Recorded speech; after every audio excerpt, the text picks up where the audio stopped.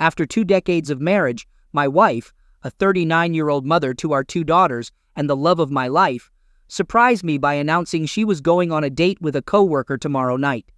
Helen and I tied the knot as teenagers, and within a year of dating, she became pregnant with our first daughter. Despite our young start, we were deeply in love, married soon after, and welcomed Christy into the world 7 months later. Our marriage has been wonderful, filled with love, and blessed with 2 beautiful children who adore both of us.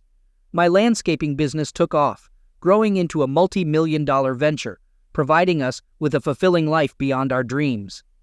Hearing such news from my wife caught me completely off guard. As she explained her unhappiness and depression since the kids left for college, it hit me like a ton of bricks. In my eyes, our marriage was perfect, so this revelation shook me to the core. Helen confided in me about her close friendship with Tommy from accounting, who had been supporting her through her struggles, a fact previously unknown to me. It was strange because she hadn't mentioned feeling depressed or upset at all. The idea of my wife seeking emotional support from another man was painful, but learning she wanted to be mentally involved with him was devastating. It turned out Tommy Boy was married with 3 daughters and presented himself as a counselor when, in reality, he was a hunter lurking for unsuspecting victims. Tommy preyed on attractive married women, knowing they were vulnerable, and sought no-strings-attached encounters. "John, I can't hide this from you, and I hope you understand, but I need to do this for myself. I know it sounds selfish, but give me this one night to see how it goes."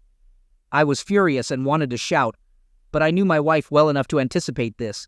Once she made up her mind, there was no turning back. When she finished her revelation, I sat there silently, staring at her as she nervously occupied the love seat across from me. The silence was heavy as I resisted the urge to speak. Instead, I calmly finished my scotch, stood up, and headed for the door. "John, don't ignore me. Stop acting like a child. This is happening, and I needed to tell you before anything occurred. I would never cheat on you, and I want you to know everything that happens. We've always been honest with each other, and I'll never deceive you, darling."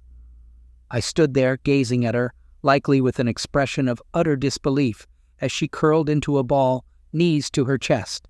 Without a word, I ascended to our bedroom, packed 2 days' worth of clothes and toiletries, then, again without speaking, strode past Helen and out to my car in the garage.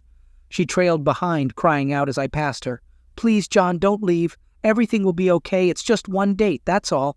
And it'll be over soon, just one night. Can't you give me that after 20 years? I shook my head as I drove off, incredulous at her pleas. That Thursday evening, I checked into the Ritz-Carlton. Yes, the Ritz-Carlton for $100 a night, and I didn't care. If I was going to suffer, I'd at least enjoy my accommodations. The calls and texts flooded in immediately, but after sending one final text, I blocked her number. I simply informed her I wouldn't be in touch until returning home on Saturday, post her betrayal. I'm certain those words stung. The following day at work, I instructed my secretary to block any calls from my wife and informed security not to allow her into the building. My plan was in motion, and I wouldn't let anything derail it. I'm John Casey and a man of action. At work and among my friends, I'm the man in charge, the one who gets things done. People rely on me for leadership because they know I deliver on my promises. At home, I've adopted a passive, easygoing demeanor, aiming to please and distance myself from my macho alter ego. It's been effective for the past 2 decades, but it appears I underestimated its impact. Looking back, I realize I should have been more assertive and composed in my domestic life, but my love for my wife led me to treat her like royalty. I recall coming across a quote once and laughing at it. But I'm not laughing now. Treat her like a queen, and she will treat you like a servant. Those words have become my reality, but I refuse to accept it. On Friday morning, I reached out to my brother, a detective in Miami, seeking assistance. After explaining my needs, he connected me with one of his associates, Peter Clift, a private investigator. "Peter, it's Sergeant Davis. How have you been, buddy? Listen, my brother's on the line, and he needs your help tonight. I'm cashing in a favor and need you to assign someone to tail his wife. Tonight, specifically. We need to find out who she's meeting and gather as much intel on this guy by Saturday morning. I want you to run his license plates, get his home address and phone number, and text it to me tonight. We'd also like some photos of the couple. You know the drill. The photos can wait until tomorrow. Tonight, we're just after the guy's info." Davis, I know this is last minute, but I owe you big time, so I'll make it happen. You want the guy's address and phone number tonight ASAP, and the rest of the photos and intel tomorrow? What are we working with here? That'll do for now. I'll send over the wife's address, her departure time, and her date's first name. I've been told he works with her at Brokers Unlimited, and his name's Tommy, so it shouldn't be too hard for you, buddy. She's back home by 5 p.m., but we're unsure of the date's start time, so you'll need a man posted outside the house before 5 p.m. to tail her when he picks her up. That's all we need. Send me the wife's address and I'll handle the rest, my friend. John listened intently to the conversation, grinning as his brother hung up. His plan was falling into place, poised to surprise his unsuspecting cheating wife. John's strategy demanded swift action, recognizing the urgency. During the couple's illicit dinner, John intended to also visit Tommy Boy's wife, explaining the situation and their spouse's whereabouts. His next call went to his longtime friend Joe, requesting the number to the escort service he patronized. Joe, scarred by a bitter divorce, opted for escorts over marriage, a choice John now understood. No infidelity, just companionship, likely more cost-effective than dealing with a cheating spouse. The call went smoothly, securing an overnight rendezvous with a young, attractive blonde. He offered an additional $1,000 tip due to the unusual circumstances.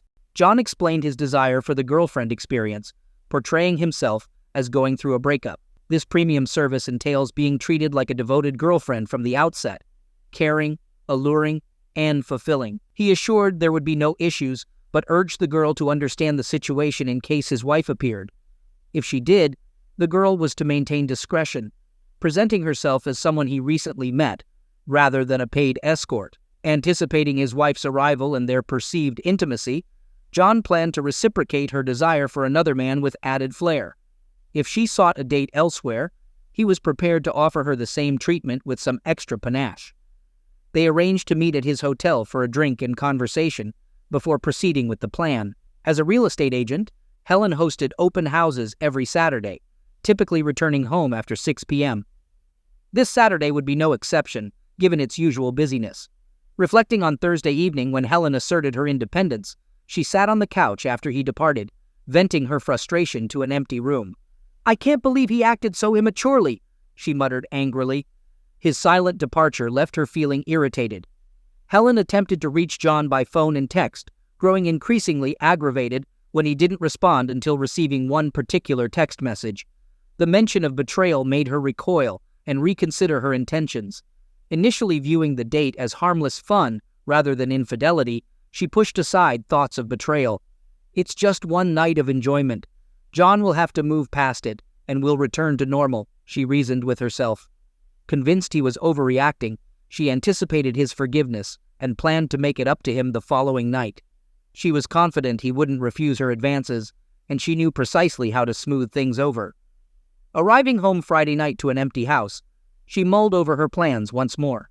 Should she proceed with the date with Tommy, or cancel and ask John to return? She anticipated an enjoyable evening ahead, and was resolved to follow through with her plans. After taking a warm bath, shaving her legs, and applying her best-scented lotion, she sat at the makeup table, transforming her lovely face into that of a seductive woman. Smiling at the alluring image in the mirror, she finished styling her long hair. She then removed the tags from the short, enticing dress and hung it on the mirror. Slipping on the stockings she had never worn for John, she attached them to the new garter belt purchased at Nordstrom's earlier that day. As she fastened the stockings and ran her fingers over them, memories flooded back of the times John had expressed his desire for her to dress provocatively.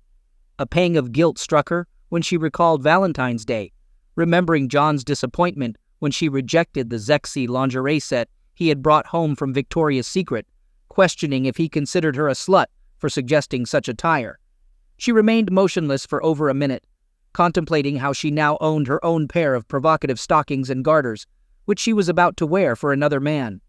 This realization gave her pause, and for the first time, she contemplated canceling her plans and calling off the date. She still replayed John's accusations of betrayal in her mind. It didn't take her long to overcome her guilt about giving something to her date that she never gave to John. Slipping into the silky dress, she zipped it up, deciding against wearing a bra, which she was pleased with. The result was stunning.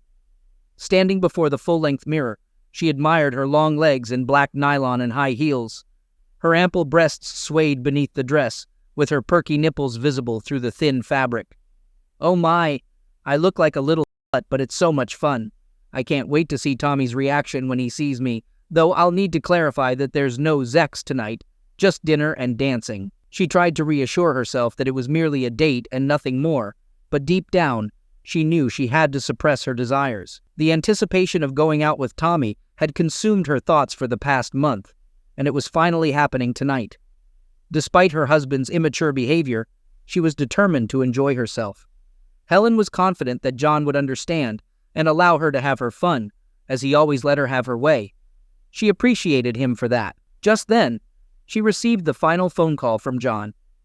John made the difficult decision to offer Helen one final opportunity to halt the impending disaster and salvage their marriage.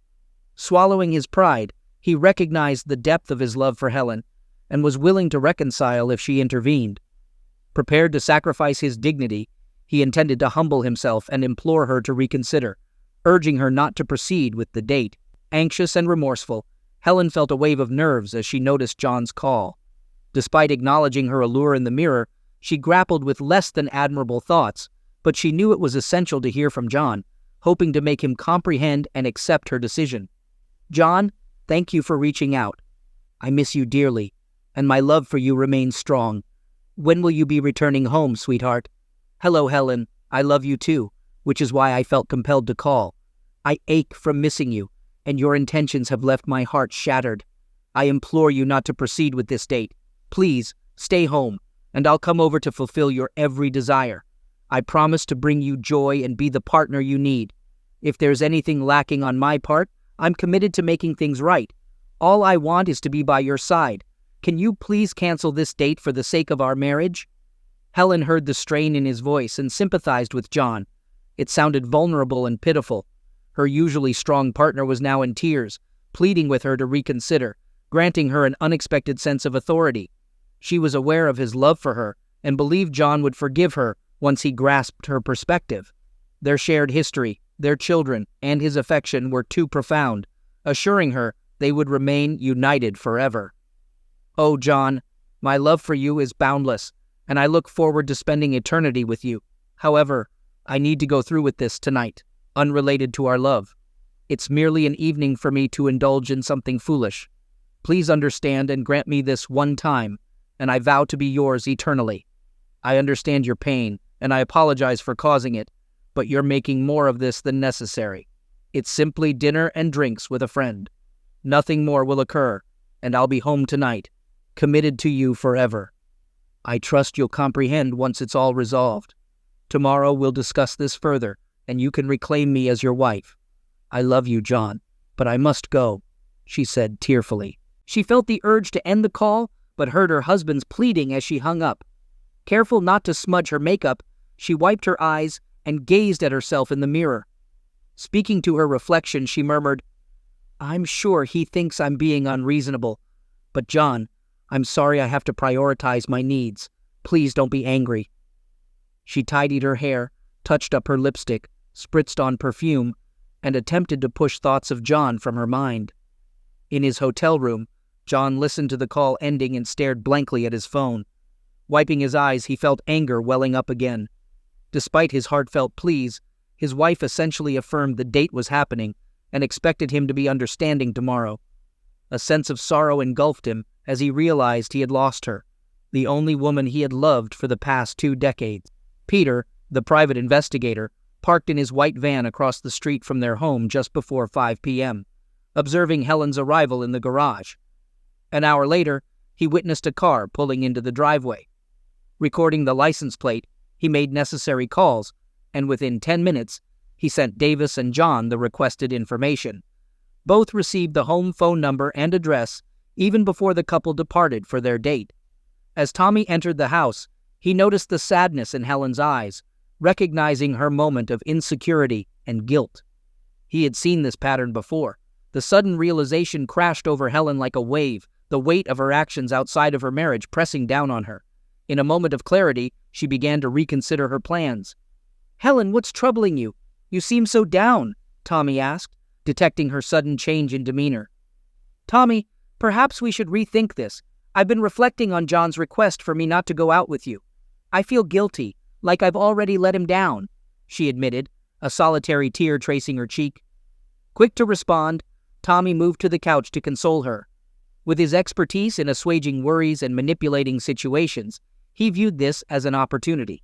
Skilled in navigating the intricacies of women's emotions, he employed his charm and persuasive abilities to influence their decisions. For Tommy, Helen's hesitation presented a challenge to conquer, rather than a boundary to respect. "It's all right, Helen. We don't have to go through with this, and I completely understand," he reassured, his tone steady and comforting. "You've never felt comfortable going out alone, even for a simple dinner or movie. He just doesn't realize we're merely friends. Men like him want to shield their wives from potential threats, but if he knew how much I value our friendship, I'm sure he wouldn't object." Expressing his disappointment yet showing understanding, Tommy continued, "I'll admit, I'm disappointed we won't be spending the evening together, but I get it. I was truly looking forward to your company and trying out that new restaurant." Capitalizing on the moment, he suggested an alternative. "Hey, here's an idea. Why don't we have a nice dinner and then I'll take you home? Surely he wouldn't mind you having dinner with a friend." His relaxed demeanor and the offer of a harmless, straightforward dinner were sufficient to sway Helen's resolve. Already dressed for the occasion, and deep down desiring companionship and new experiences, Tommy's manipulative tactics effectively reassured her, convincing Helen that dinner was innocuous, despite her initial doubts and the emotional turmoil regarding her husband John. At 7 p.m., Peter observed the couple departing and heading to a downtown restaurant, promptly informing Davis and John of their whereabouts. Throughout the evening, he kept them updated. Capturing photos was effortless for Peter, who spent the next 4 hours snapping pictures of them at dinner, holding hands, entering the dance club, dancing together, kissing, and portraying themselves as a loving couple. He also recorded several videos of them slow dancing while Tommy touched her rear, fondled her breast, and kissed her on the dance floor. Peter forwarded all the visuals before sunrise the following morning. At exactly 8 p.m., John phoned Helen's father, Brian, a longtime friend and golfing buddy, to deliver the unfortunate news. "Hello, Brian. It's John." "Hi, John. Are we still golfing on Sunday?" "I'm not sure, Brian, but I have some troubling news. Currently, your daughter is on a date with a coworker. Despite my belief that everything was fine in our relationship, she expressed the need for more and decided to see this man. I love you and Maggie, but I refuse to tolerate this, and I consider our marriage over. She violated our marital agreement, and I cannot forgive her betrayal. I just want you to be aware of the circumstances leading up to what will follow. I'm sorry it had to come to this." "John, are you telling me she's seeing someone else? Are you sure? That doesn't sound like my daughter." "Brian, I have a private investigator currently observing them at dinner. She's with the man as we speak, betraying me, our marriage, and our children. I'm sorry. This is painful for me, but I respect you and felt you should know the truth. John, I'm so sorry. Please don't do anything rash. I know she loves you, and perhaps you both can resolve this." "I'm sorry, Brian. I've made up my mind. I'll call you soon. Let's reschedule for next Sunday. It looks like this weekend is going to be rough." Armed with the cheater's address obtained from the investigator, John drove the 20 minutes to Tommy's residence to meet with Stella, his wife. She appeared puzzled when John inquired if she was Mrs. Brooks, Tommy's wife. The woman, a mother of 3 in her 30s, answered the door clad in tight jeans and a lace top that accentuated her ample bosom. Despite the suggestive attire, John averted his gaze, focusing on her eyes to avoid any awkwardness. "Are you Mrs. Brooks, Tommy's wife?" he asked. "Yes, is he okay?" she responded. "Oh, he's in excellent hands. Trust me, he works with my wife. May I come in for a moment?" They settled in the living room as John delivered the news. "Mrs. Brooks, I regret to inform you that at this very moment, your devoted husband Tommy and my soon-to-be ex-wife are out on a date. Yes, my dear wife confided in me just yesterday that she needed to spread her wings, and your kind husband has been so supportive that she felt compelled to repay his kindness." "Are you certain you have the right man? My Tommy is at his Friday night card game." "Mrs. Brooks, I wouldn't be here if I wasn't certain. My private investigator is currently monitoring them. I'll have photos and videos to share with you, but I felt it was important for you to know." I left her in tears, feeling terrible, knowing that their affair probably shattered their marriages, but that's the game Tommy Boy chose to play.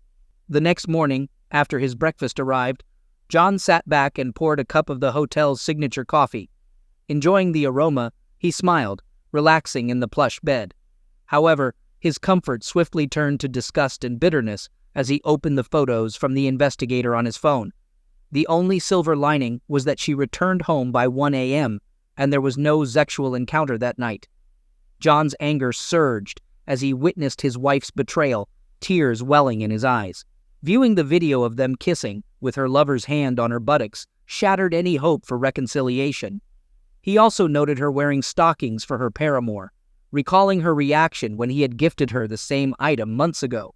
Her betrayal and disrespect were unbearable. Overwhelmed by humiliation and a sense of inadequacy, his initial sorrow morphed back into fury. Tommy successfully persuaded Helen to extend their date beyond dinner, accompanying him to his preferred dance club. This decision proved to be her downfall in the marriage, and deep down, she recognized its wrongness before agreeing, but desired this experience as a one-time occurrence. John, with tears in his eyes, experienced a sadness unprecedented in his life. He had wept when his mother passed away and shed tears for departed friends, yet this was a uniquely gripping pain. Watching the video for the third time, he paused at the moment when Tommy touching his wife. He cried out in frustration, vowing retribution. Considering everything, he concluded, she may not have engaged in intercourse with him, but her actions were unacceptable, disrespectful, hurtful, and a complete betrayal of our marriage. On Saturday afternoon, at 2 p.m., he rendezvoused with Candy at the hotel, spending the next 2 hours acquainting themselves. John clearly outlined his intentions, and Candy proved to be the ideal candidate for his plan. They returned to his home a little after 4 p.m. and were in bed by 5 p.m. Before climbing into bed, John placed the letter he had written for Helen, which stated, "Helen, last night you shattered our marriage agreement and vows, not to mention my heart. The moment you violated that agreement, I stopped viewing us as married. Yes, legally we're still bound, but the agreement is void, and we're both free to live as we wish. I intend to occupy the master bedroom since this is my house. You're free to use any other rooms, but my bed is off limits to you. Your belongings are in the guest rooms. I ask that you respect my personal space. You've achieved what you sought, your independence, and now I have mine. I hope you're satisfied with your choice and your new life. Love, your former husband, John." He removed his wedding band and laid it atop the letter on the front door. Holding it at eye level, he took one of his collector's knives and drove the blade through the center of the ring, piercing the letter and embedding it deep in the wooden door. This was to be the first thing Helen saw upon her return home that night, at precisely 10 p.m. When Helen arrived back from her job, the sight of the knife embedded in the door alarmed her. Naturally, such a sight would unsettle anyone. She moved towards the door cautiously, scanning for any additional anomalies. Drawing nearer, she spotted the note meant for her, pinned under John's wedding band. Her pulse quickened, and tears began streaming down her face as she absorbed the contents of the letter. With the ring and letter in her hand, she ran into the house, looking for John to tell him she didn't want him to leave her. She called out his name in the dark house as she stood in the hallway sobbing. The house was quiet, except for some sounds coming from the bedroom. She walked up the stairs and listened at the door to the sounds of lovemaking, and opened the door in anger to find a young woman riding her husband, cowboy style. She stood in front of the bed in shock, watching this young girl riding her husband in their marital bed. Helen was angry beyond words and screamed at her husband. "How could you?" she screamed as she ran out of the house and to her car. Overwhelmed with emotion and tears flowing down her face, Helen sought refuge at her sister Mary's house. Once she regained composure and the tears receded, she recounted the painful discovery of her husband's infidelity in their bed, expressing uncertainty about where to turn. Mary attempted to offer comfort and reassurance, expressing disbelief at the situation. "This doesn't sound like John. I can't fathom him cheating on you. He's always been so loving and respectful toward you. I've even envied the affection he's shown you. This is completely out of character. Has anything happened recently that might explain this?" In a tearful, subdued tone, Helen confessed, "I don't know. Maybe it's because I went out with someone from work last night. That's the only thing I can think of." "Went out? With whom?" Mary inquired. "Just a coworker. It was merely dinner and dancing, nothing more, Helen clarified. Seeking further clarification, Mary incredulously asked, "So, you went out with another man, leaving John alone at home, and believe it was just an innocent night out?" "Yes, but it sounds worse when you phrase it like that," Helen admitted. Shocked and angered, Mary criticized Helen's actions, now understanding why John was with another woman and expressing no sympathy for Helen's plight. As Helen sobbed harder, she showed Mary the note she found attached to their door. Mary solemnly acknowledged Helen's mistake, suggesting it might have jeopardized her marriage due to a rash decision. She offered Helen a place to stay for the night, but urged her to attempt reconciliation with John the next day, though she doubted it would alter the situation. Mary warned Helen to prepare for the worst, noting that her own husband would have reacted similarly to such indiscretion, acknowledging that John had been even more devoted than her own spouse. Helen spent the night alone in Mary's guest room, shedding tears well into the late morning and getting very little sleep. Mary texted John, requesting an immediate call back. Aware of Mary's purpose, John promptly returned her call. "Hi, Mary, what's going on?" he greeted. "Hello, John. My foolish sister is here and disclosed what she did and the events at your house last night. I don't blame you one bit, and I must say, your retaliation was swift," Mary remarked. With a brief chuckle, John replied, "Yep, you know me, Mary. I don't tolerate nonsense." "I understand, John. Look, I know she made a mistake, but she's a wreck and I can't deal with her like this. You two need to hash this out tomorrow. I don't know if you're actually kicking her out, and I wouldn't blame you, but if she hasn't gone all the way with this guy, maybe there's a chance to salvage things. Perhaps counseling could help, or maybe we should consider shock therapy for her defective brain. Anyway, please allow her to come back and talk tomorrow," Mary urged. "Of course she's welcome back, Mary. This is still her home, and I haven't thrown her out. However, she won't be with me while she's here. I'm not angry anymore. I'm deeply hurt by her betrayal. I'll hear her out, but I can't make any promises about the future. Right now, I feel as much hatred toward her as I do love. The pain is overwhelming my emotions at the moment. It would take a miracle for me to consider taking her back, but you already know that. You're the sensible one in the family. I can't believe my sister thought you'd be okay with her seeing some other guy. What a fool. Just be patient, and remember, she loves you. Hopefully, she hasn't gone too far with that idiot," John expressed. "Thanks, John. Send her home whenever she wants," Mary concluded. "Thanks, Mary. You're the best. You know it, and I know it. Love," John responded. "Goodbye, John," Mary bid farewell.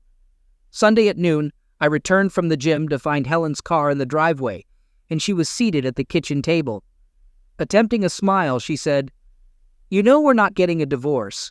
We can work this out because we love each other." I remained silent, brewed a cup of coffee, and positioned myself across from Helen, who was nervously twiddling her fingers on her lap. After taking a few sips, I looked up at her and broke the quiet. "To me, it makes no difference, Helen. Divorce or not, it's all the same. When you breached our vows, our marriage was essentially finished. I don't view us as a pair anymore, and you're free to pursue anyone you like, as am I.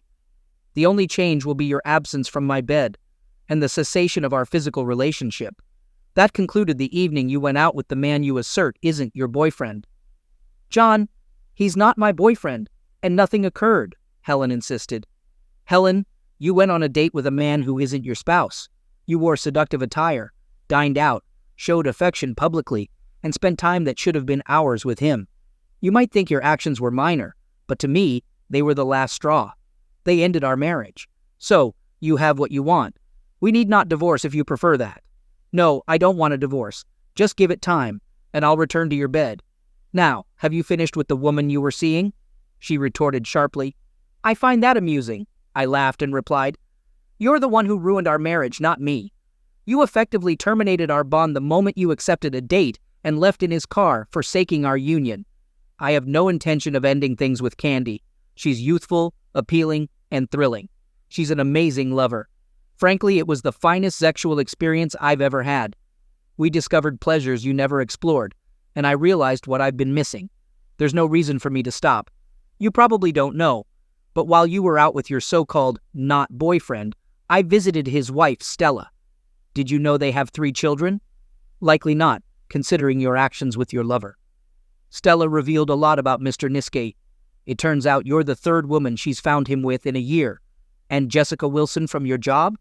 She was the most recent married woman he tangled with, resulting in her divorce. Your Tommy is notorious, but Stella's had her fill. She's acknowledged that a cheater always stays a cheater. It appears your fling with Tommy has led to the deterioration of 2 families, impacting 5 children altogether. Well done. This revelation struck her profoundly, and it was evident she began to perceive the man she jeopardized her marriage for in a new, disparaging light. She seethed with anger at her own foolishness, feeling horrified upon learning that Tommy had caused the breakup of other families. Consumed by rage, she lashed out at her husband. John, he's not my boyfriend, and you need to stop saying that. I can't believe you went to her house and accused him of cheating. It was just dinner, for God's sake. You're being cruel and hurtful. And what about you? Being with another woman in our home is unforgivable. That needs to end. It was just dinner. Did you forget about the dirty dancing, kissing, and touching at the club? I promised Stella copies of all the photos and videos to use when Tommy tries to downplay it, like you're doing now. You may not see it as cheating, but to everyone else, it's betrayal. When will you understand that? So you think I'm cruel and hurtful? Let me ask you, how do you justify your actions, loving and caring? No, I won't give up Candy. If you can't accept that, you don't have to stay. No, John, I want you to end it with her and be with me. I won't see anyone else, I promise. You promise? Oh, you promise. How amusing. You promised to be my wife, forsaking all others, and that promise went out the window, didn't it? So, Helen, as I see it, if you're unhappy with the situation, you're free to leave or file for divorce. Maybe you can move in with your lover since you'll need a new place to live too. Frankly, you two deserve each other. Or you could stay here, or perhaps go live with your sister, Mary. I'm sure she'd welcome you with open arms. You'd be quite the role model for her daughters. John, are you going to stop seeing that woman? Don't you love me? Don't you want us to reconcile and be together? Helen, it's far too late for that. The moment you expressed a desire to be with another man, you shattered me. Do I still love you? My heart is full of love, but lacking in trust. I'm uncertain if I can ever trust and love someone who discarded me so easily. A real man wouldn't allow his wife to be with another man, but that's precisely what you've done. You made it clear you wanted to be with someone outside our marriage, regardless of my feelings. Now that you've opened our marriage, you'll have to accept my desires too. And at this moment, I desire to be with Candy, a young woman who brings me pleasure beyond my wildest dreams. I suppose seeing me happy with another woman doesn't sit well with you, does it? Well, now you understand some of my pain, and you'll have to face the consequences. Revenge is bitter, but that's how it goes. Additionally, regarding divorce, that's your decision. We can remain living together as roommates and see how things unfold, or if you prefer, I can prepare divorce papers within a week. It's up to you, darling. Makes no difference to me, I asserted firmly. She understood the seriousness of my stance and didn't dare challenge me at that moment. Throughout the following month, I brought Candy home and into my bed every weekend. We engaged in passionate lovemaking multiple times a day, and it was exhilarating. Her smooth was sheer bliss, and she made me feel alive again, helping to rebuild the confidence shattered by Helen's betrayal. Helen despised the weekends and pleaded with me to end my affair with Candy, but I persisted in enjoying myself. As soon as Candy and I returned home on Saturday night, Helen would leave and only return once Candy had departed. I struck a deal with Helen to notify her via text after Candy left. I must admit, I derived some pleasure from the sex, as well as from witnessing Helen's agony, although guilt began to seep back into my conscience. The following week, after recognizing that my relationship with Candy was purely physical, albeit incredibly satisfying, I realized there was a lack of genuine intimacy, and the financial cost was becoming excessive. Upon Helen's return on Sunday night, I announced that I would cease seeing Candy for the time being and expressed my intention to seek out another woman. Helen implored me to take her back and cease seeing other women. She admitted her mistake and professed her desire to have only me in her life. John, you've punished me enough. Every week, I've had to witness this woman enter our home and be with the man I love. The pain is unbearable, and I can't bear to see you with another woman. Please give me another chance. I know I can't compete with someone like her, but I can offer you love and things nobody else can." Her words caught me off guard. Love? Do you even understand what love is, Helen? Love isn't abandoning your spouse to declare your intention to date other men. No, I don't believe you truly grasp the concept of love, and thus you can't give something you don't possess. However, here's what I'll do. I won't pursue anyone else until we undergo couples counseling. If we can find a resolution, then perhaps we can have a future together. She leaped off the couch and embraced me, showering me with kisses all over my face before finally reaching my lips. "Oh, thank you, baby. I promise I'll make it up to you." "Not so fast. I'm not forgiving you for what you've done. I'm simply giving us one last opportunity before I end our relationship due to your infidelity." "John, don't say things like that. You love me, and I believe we'll always be together. Can I sleep with you tonight? Please?" she pleaded, planting a kiss on my lips. "Not yet. I still can't shake the images of you with that guy from my mind. The thought of you kissing another man and letting him touch parts of you that belong to me still torments me every minute of the day. I'm beyond furious at how carelessly you hurt me and tossed our marriage aside. You're incredibly lucky our kids are unaware of this, or I shudder to think what they'd think of their promiscuous mother. You can see I'm still seething over what you've done. Let's take it slow and see how things progress with counseling.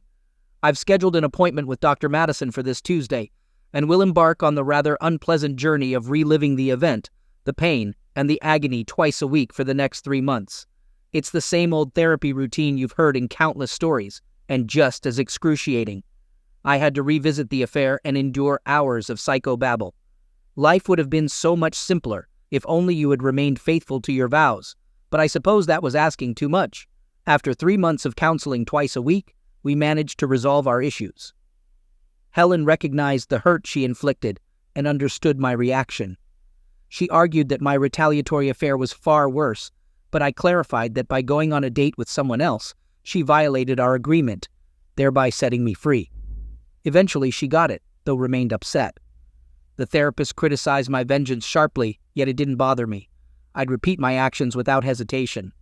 We reconciled under a post-nuptial deal stipulating she forfeits all if she strays again. She consented to having her phone tracked, her emails and texts monitored, and to complete transparency without deceit. I made it clear our household would not tolerate any form of cheating, emotional or physical, and I'd expel her for it. She vowed never to even let another man flirt with her, promising eternal loyalty. Though I listened, Stella's adage, "Once a cheater, always a cheater," echoed in my mind. A year on, things seemed as they were pre-affair, yet now I watched her more closely, aware it might recur. With her sister Mary's help, we ensured Helen stayed on track. Tommy's divorce cost him dearly. His ex-wife won the house, child support for their 3 kids, and spousal support after evicting him. Tommy now resided in a modest studio apartment, financially strained due to the consequences of his infidelity. Ironically, he lost everything over mere dinner outings, dances, flirtation, and kisses. What a fool. Helen felt deeply embarrassed upon discovering Tommy's history of affairs and his role in Jennifer's divorce. Upon realizing the extent of her own foolishness after learning about Tommy's infidelities with multiple women, she understood how close she had come to destroying her family's love. Determined never to repeat her mistake, she committed herself to proving her love for John and their children. Keeping her promise, she remained faithful. Despite her efforts, she couldn't erase the image of that young woman with her husband and vowed never to allow such betrayal again. He was hers, no doubt about it. Poor Tommy boy. But engaging with a married woman can turn out to be a costly pastime. It's also painful if you choose the wrong husband. Luckily, John wasn't that type of man. But if he had taken action and slept with his wife, things would have taken a different turn. It's funny how those who are unwillingly betrayed never forget and eventually seek revenge. 2 years after divorcing his wife, Jennifer, who worked with Helen Douglas, the unwilling victim of betrayal, encountered Tommy in the pub's parking lot as he was about to get into his car. An hour later, another pub-goer found Tommy unconscious on the pavement with 2 broken arms, a broken rib, and punctured testicles. Only time would tell if Tommy boy ever learned his lesson.